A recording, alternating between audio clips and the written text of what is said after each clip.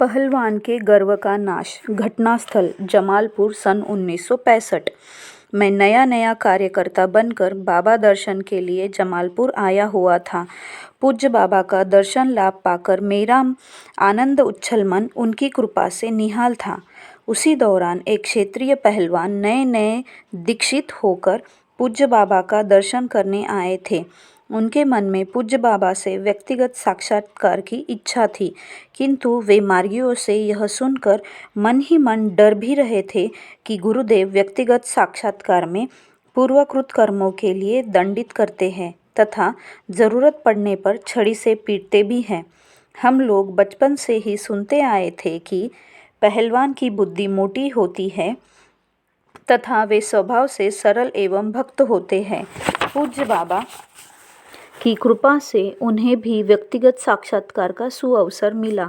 वे मन ही मन सोचने लगे कि अगर गुरुदेव पीसी के दौरान छड़ी से पीटेंगे तो वे उनकी छड़ी को उनके हाथ से छीन लेंगे, क्योंकि वे निश्चय ही उनसे अधिक ताकतवर हैं। उन्हें अपनी पहलवानी एवं शारीरिक शक्ति का बहुत अभिमान था, किंतु बाबा तो दर्पहारी ठहरे।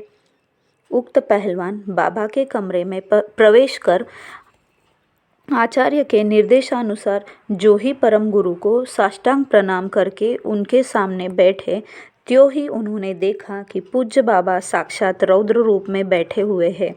उनका संपूर्ण शरीर पर्वताकार हो गया है तथा उनकी जांघें एवं बाहें बड़ी बड़ी मोटी मोटी होकर पूरे कमरे को आच्छादित किए हुए हैं।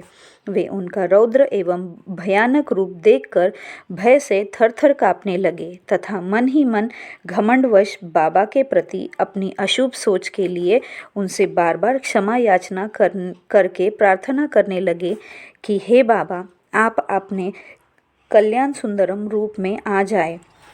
कुछ देर बाद उन्होंने देखा कि पूज्य बाबा अपनी मधुर मुस्कान बिखेरते हुए अपने दिव्य एवं स्वाभाविक रूप में उनके सामने विराजमान थे तथा उनके पूर्वकृत अपराधों के लिए उन्हें डांट रहे थे। उनसे अच्छा मनुष्य बनने का वचन लेकर परम गुरु ने उनसे अपनी गोद में आकर बैठने को कहा। वे सोचने लगे कि क्या मेरी भारी भरकम शरीर को बाबा संभाल पाएंगे, क्या उन्हें कष्ट नहीं होगा। तत्पश्चात पूज्य बाबा ने उन्हें स्वतः एक बच्चे की तरह उठाकर अपनी गोद में बैठा लिया। पूज्य बाबा के प्यार से अभिभूत होकर वे एक छोटे बच्चे की तरह रोने लगे। जब वे कमरे के बाहर निकले तो पूज्य बाबा का अलौकिक स्पर्श का पाकर उनका संपूर्ण व्यक्तित्व परिवर्तित हो चुका था। वे परम गुरु की कृपा एवं करुणा से निहाल हो रहे थे। यह अपूर्व दृश्य था। साधक के थोड़े से भी अभिमान को वे सहन नहीं कर पाते, क्योंकि यह अभिमान ही मनुष्य को आध्यात्म मार्ग से दूर कर देता है।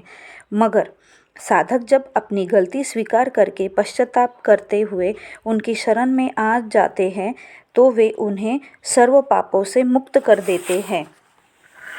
अपि चेत सुदुराचारी भजते माम अनन्यभाक् सोऽपि पाप विनुर्मुक्ते मुच्यते भवबंधनात्।